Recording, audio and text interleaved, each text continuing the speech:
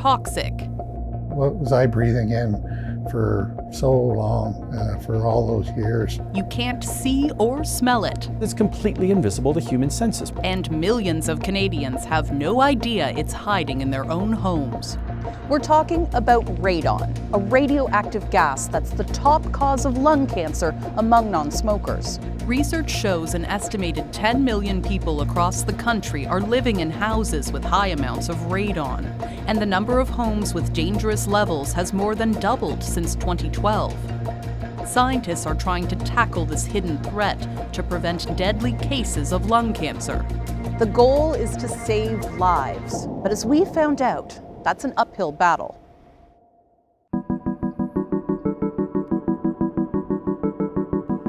To understand the potential human impact of radon exposure, we went to Calgary to meet Steve Blake. Hi, Steve. Hi, Lauren. How are you? Good. Until 2 years ago, Steve was at the top of his game. The avid golfer felt healthy and fit until a nagging cough led to a devastating diagnosis. The emergency doc came in and said, "Hey, I got some bad news for you guys. You've got lung cancer," just like that. And Steve and I looked at each other and went, "Pardon? Like, there's no way." Steve and his wife Kelly later learned his cancer is stage 4, treatable but not curable. I still turn around and go, why me? You know, I did all the things I'm supposed to do. The father of 2 never smoked. When he learned of the links between lung cancer and radon, he wondered how much was hiding in his own home. There is a strong desire to know, is this a cause? Radon gas is naturally released in the soil when rock breaks down. It dissipates safely in the air, but can build up inside closed spaces, like your home. When you inhale radon, it decays into dangerous radioactive particles. You installed a monitor down here. Yes. Yeah, it was recommended to put it in the basement. Steve spent decades working in his basement. The monitor he put in last year revealed the grim truth. It's a danger zone with high radon levels. Definitely started saying that, hey, there's something wrong here. When you saw this device turning red over and over, what was going through your mind? I just wish there was more information available at the time that we built the house. Many Canadians remain in the dark. Health officials say 4 in 10 households are unaware of radon, even though radon-induced lung cancer is estimated to kill more than 3,000 Canadians every year. That's more than car accidents, carbon monoxide poisoning, and house fires combined. Nearby in Calgary, we visited a groundbreaking research lab where biochemist and molecular biologist Aaron Godarzi leads a national study on radon. Canadians are amongst the most radon-exposed persons on this planet. The team's research shows radon levels vary across the country, and no region is totally safe. 1 out of every 6 properties in Ontario and Quebec has concerning levels. The risk level increases to 1 in 5 properties in the Prairies and Northwest Territories, and 1 in 3 properties in the Atlantic provinces, along with Yukon and the BC interior, while the risk of radon is the lowest on the Pacific coast. The researchers didn't have access to any testing data from Nunavut. We can absolutely see the effect of it once it hits our lungs. It absolutely bulldozes the DNA of the cells it encounters. Godarzi showed us the dramatic damage to cells before and after they're exposed to radon. What we're seeing here, these breaks in the DNA, what does that actually mean for someone if this was happening in your body? What those mean are genetic mutations, and that is the cause of all cancers. In Canada and much of the world, lung cancer is the deadliest type you can get. Godarzi's team says most people can't access screening programs and get diagnosed far too late. If you've never smoked in your life, but you've had high radon exposure, you are currently not eligible. Researcher Dustin Pearson says we need to expand lung cancer screening to Canadians exposed to high levels of radon. But the key is finding a way to prove it by studying something most of us throw away: toenail clippings. It might sound a little weird at first, but there's a good reason for it. Pearson explained when you inhale radon, it turns into a type of radioactive lead, which is shed in slow-growing bodily tissues, like your skin, hair, and nails.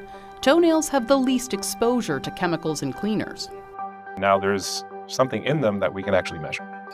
The team is aiming to collect 10,000 toenail samples from across the country.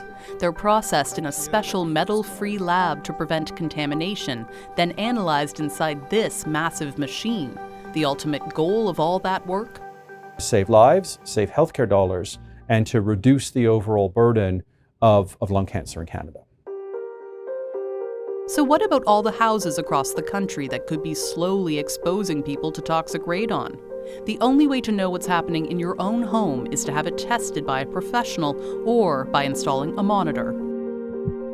So if someone has high radon levels, how much does mitigation work actually cost?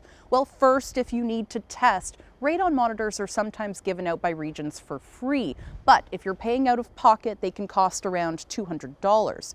And the actual mitigation systems can be anywhere from $2,000 to $5,000, and sometimes much more. We tried to figure out how Canadians pay for all this and whether there's any government support. Ontario uses its home warranty program, while Manitoba lets you spread out costs over your hydro bill.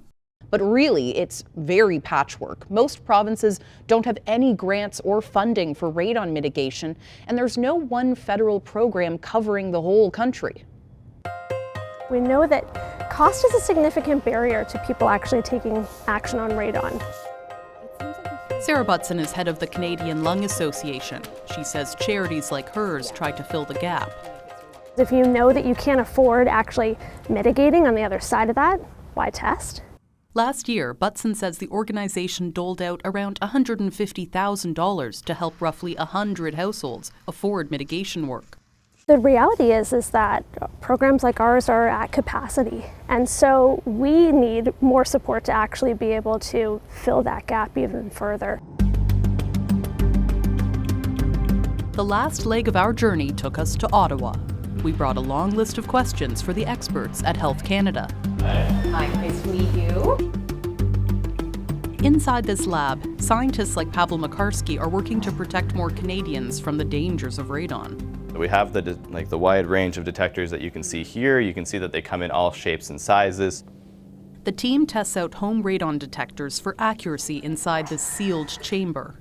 Another device shows what happens when radon breaks down into alpha radiation. It contains a cloud of alcohol vapor, and when the radiation passes through, droplets form along those paths. It's really hard to picture what radon looks like, but this gives us a sense of what happens when that radiation hits your lung tissue. It looks like a battleground. The team's research informed a major update to the Canadian Building Code, just released in December 2025. It now requires newly built homes to have a passive radon stack, acting like a chimney to funnel the gas outside. It's going to take a while because it needs to be adopted by provinces and territories, but long term, we are going to be building homes in Canada that have less radon in it. For Canadians who want to update existing homes, Health Canada's manager of radon outreach, Kelly Bush, says that's up to the provinces as well. We definitely want to see more provinces coming on board and having funding programs that are available to Canadians so that they can mitigate more easily.